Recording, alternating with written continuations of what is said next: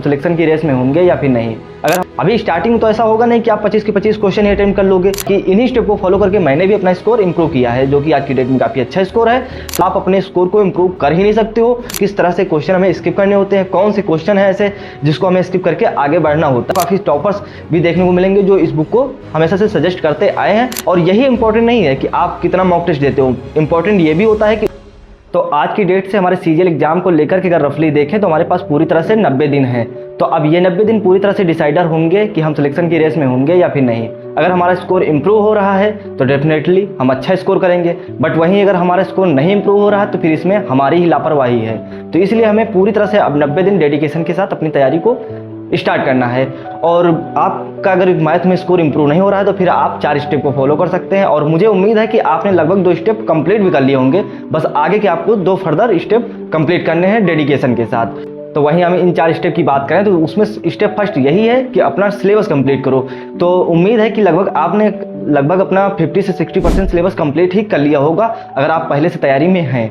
अगर आपने अभी तक सिलेबस को कंप्लीट ढंग से नहीं किया है तो आप अपने सिलेबस को पहले ढंग से कंप्लीट करो, अदरवाइज आप अपने स्कोर को इंप्रूव कर ही नहीं सकते हो। क्योंकि विदाउट सिलेबस कंप्लीट किए आप कैसे पढ़ाई करोगे? आपका जब सिलेबस ही कंप्लीट नहीं है तो आपके कॉन्सेप्ट कैसे क्लियर होंगे? जब तक आपके कॉन्सेप्ट ही क्लियर नहीं होंगे तो आप कैसे वहां पर क्वेश्चन सॉल्व कर सकोगे? तो पहले अपने सिलेबस को कंप्लीट करो। सिलेबस कंप्लीट करने के लिए आप मेरी फ्री रिसोर्सेज वाली वीडियो को देख सकते हो, जिसका लिंक डिस्क्रिप्शन बॉक्स में प्रोवाइड कर देंगे, तो वहां से एक बार चेकआउट कर सकते हो, अपने सिलेबस को वहां से कंप्लीट कर सकते हो। और इसके साथ ही साथ जिसको किसी टीचर के साथ बैच लेकर के पढ़ना है तो वो मेरी बेस्ट टीचर वाली वीडियो को देख सकता है, जहां पर मैंने काफ़ी टीचर्स का सजेशन उस वीडियो में दिया है। तो उनमें से किसी भी एक टीचर को फॉलो करके वहां से आप अपना बैच कोई परचेज कर सकते हो, वहां से अपने सिलेबस को कंप्लीट कर सकते हो। वहीं सेकंड स्टेप की बात करूं तो सेकंड स्टेप ये है कि आप अपने शॉर्ट नोट्स और कैलकुलेशन पर ज़्यादा फोकस करो। अगर आप अपने शॉर्ट नोट्स अभी से तैयार करते हुए चलोगे तो आगे लास्ट टाइम में रिवीजन के लिए वो नोट्स आपके बहुत हेल्पफुल होने वाले हैं। अदरवाइज आपको फिर से पूरी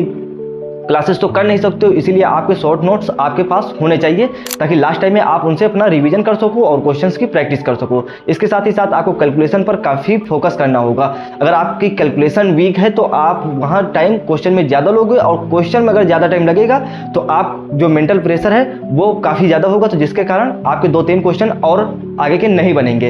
अगर आप लिमिटेड टाइम में क्वेश्चन को सॉल्व कर लेते हो तो आगे के जो भी क्वेश्चन है तो उनको भी आप स्पीड में सॉल्व कर सकोगे। और वैसे भी हमें लिमिटेड ही टाइम मिलता है तो उसके लिए हमारी कैलकुलेशन खास करके काफ़ी अच्छी होनी चाहिए। अब जिसकी कैलकुलेशन अच्छी नहीं है तो वो डेली 30 से 40 मिनट कैलकुलेशन के लिए सुबह दे सकता है। कोई भी ऐप से कैलकुलेशन कर सकते हो या फिर खुद से आप कैलकुलेशन कर सकते हो। पाइथागोरस ट्रिपलेट, मल्टीप्लिकेशन, एडिशन, इसके साथ ही साथ इंपॉर्टेंट फार्मूले, ये सब अपना कॉपी में एक जगह लिखकर डेली उसको प्रैक्टिस करते रहो।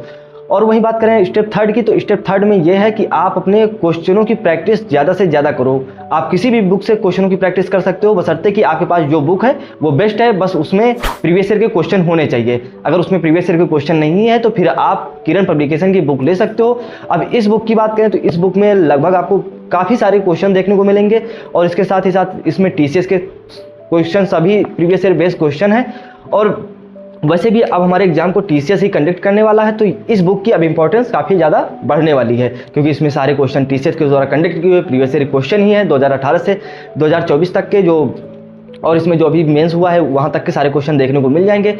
अब इस बुक को मैं तो सजेस्ट करता ही हूँ, इसके साथ ही साथ आपको काफ़ी टॉपर्स भी देखने को मिलेंगे जो इस बुक को हमेशा से सजेस्ट करते आए हैं, क्योंकि सच में ये बुक काफ़ी अच्छी है और इसके साथ ही साथ इसमें सोल्यूशन भी काफ़ी बेटर है। तो अगर आप इस बुक को 2 से 3 बार कंप्लीट कर ले हो तो फिर डेफिनेटली आपका स्कोर 50 आउट ऑफ 50 होने वाला है। बाकी जो मेरा स्कोर रहता है वो लगभग 45 से प्लस ही रहता है, और काफ़ी मॉक टेस्ट ऐसे भी हैं जहाँ पर 50 आउट ऑफ 50 का स्कोर भी रहा है। तो आप अगर कैलकुलेशन पर फोकस करते हो, अपने क्वेश्चन की प्रैक्टिस करते हो और अपने सिलेबस को कंप्लीट करते हो, ये 3 स्टेप जिसने कर लिए हैं तो उसका स्कोर डेफिनेटली बहुत अच्छा होने वाला है। और चौथा स्टेप ऐसा है कि उसके कंप्लीट किए बिना आप अपने स्कोर को इंप्रूव कर ही नहीं सकते हो, और वो भी आप लिमिटेड टाइम में क्वेश्चन को सॉल्व ही नहीं कर सकते हो। हाँ, तो वहीं चौथे स्टेप की बात करें तो ये है सेक्शनल मॉक टेस्ट। आप जितना ज़्यादा से ज़्यादा हो सके section wise mock test attempt करने की कोशिश करो, क्योंकि फुल मॉक टेस्ट हम लगाते हैं तो वहाँ पर लिमिटेड टाइम होता है, वहाँ हमें एग्जैक्ट नहीं पता चल पाता है कि हमें कहाँ किस सेक्शन पर विशेष करके काफ़ी फोकस करना है। बट अगर आप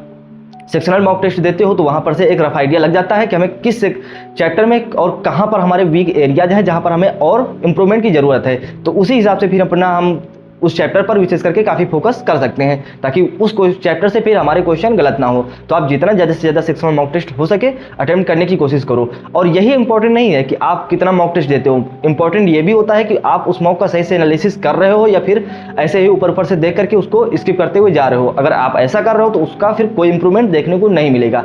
आप डेली ऐसा कर सकते हो कि एक 6 मंथ मॉक टेस्ट अटेम्प्ट करो, बट वही लोग अटेम्प्ट कर सकते हैं जिसका सिलेबस कंप्लीट है। तो आपका सिलेबस अगर कंप्लीट है तो फिर डेली आप एक 6 मंथ मॉक टेस्ट अटेम्प्ट करो। वहाँ पर टाइम तो हमारे पास लगभग 18 मिनट ही मिलते हैं और हमें क्वेश्चन अटेम्प्ट करने होते हैं 25। तो आप स्किपिंग आर्ट के थ्रू आप क्वेश्चन अटेम्प्ट कर सकते हो। अभी स्टार्टिंग तो ऐसा होगा नहीं कि आप 25 के 25 क्वेश्चन ही अटेम्प्ट कर लोगे, अभी थोड़ा दिक्कत होगी। तो इसलिए आप अगर अभी से मॉक टेस्ट देना स्टार्ट करते हो तो अगले 10 से 12 मॉक टेस्ट जब आप दे लोगे तो आपको खुद से एक रफ आइडिया लग जाएगा कि किस तरह से क्वेश्चन हमें स्किप करने होते हैं, कौन से क्वेश्चन है ऐसे जिसको हमें स्किप करके आगे बढ़ना होता है। तो वो आप मॉक टेस्ट के थ्रू ही सीखोगे। तो आप मॉक टेस्ट डेली अटेम्प्ट करो और वहाँ पर अपने स्टार्टिंग के टाइम पीरियड में जहाँ पर हमारे पास लगभग 18 मिनट का टोटल टाइम रहता है, जिसमें हम 8 से 9 मिनट में हमें कोशिश ये करनी है कि कम से कम 15 से 16 क्वेश्चन हमारे अटेम्प्ट हो जाएं। वो अटेम्प्ट तभी हो सकते हैं जब हम सही क्वेश्चन को जज करके उसको सॉल्व करने की कोशिश करेंगे। जो लिमिटेड टाइम में हम क्वेश्चन को सॉल्व कर सकते हैं, अगर आप इस तरह से सॉल्व करोगे तो आप लिमिटेड टाइम में 8 से 9 मिनट में कम से कम 15 से 16 क्वेश्चन अटेम्प्ट कर लोगे और उसके बाद बचे हुए आप लगभग 10 मिनट में आप वो क्वेश्चन अटेम्प्ट कर सकते हो जो क्वेश्चन बचे हैं। अगर आप स्टार्टिंग में ही उन क्वेश्चनों के साथ उलझ कर रह जाओगे जो क्वेश्चन टफ थे, जिसको अटेम्प्ट करने में काफ़ी टाइम भी लगता है, तो उसके बाद फिर आप उस तरह से आप पूरे 25 के 25 क्वेश्चन विजिट ही नहीं कर पाओगे। तो आप स्किपिंग आर्ट को फॉलो करते हुए मॉक टेस्ट को अटेम्प्ट करने की कोशिश करो। तो आप इन्हीं स्टेप को फॉलो करके अपने स्कोर को इंप्रूव कर सकते हो। बाकी इन्हीं स्टेप को फॉलो करके मैंने भी अपना स्कोर इंप्रूव किया है, जो कि आज की डेट में काफ़ी अच्छा स्कोर है। तो हर कोई इन्हीं स्टेप को फॉलो ही करता ही है, तो आपको भी इन्हीं स्टेप को फॉलो करने हैं। बाकी और किसी प्रकार की डाउट है तो वो कमेंट करके पूछ सकते हो। वही मैथ्स के फ्री रिसोर्सेज के लिए आप इस वीडियो पर क्लिक करके देख सकते हो। बाकी मॉक टेस्ट कैसे अटेम्प्ट करना है और किस टाइम से हमें मॉक टेस्ट देना स्टार्ट कर देना चाहिए तो आप इस वीडियो पर डिटेल में देख सकते हो। बाकी मिलते हैं फिर आपसे अगले वीडियो में।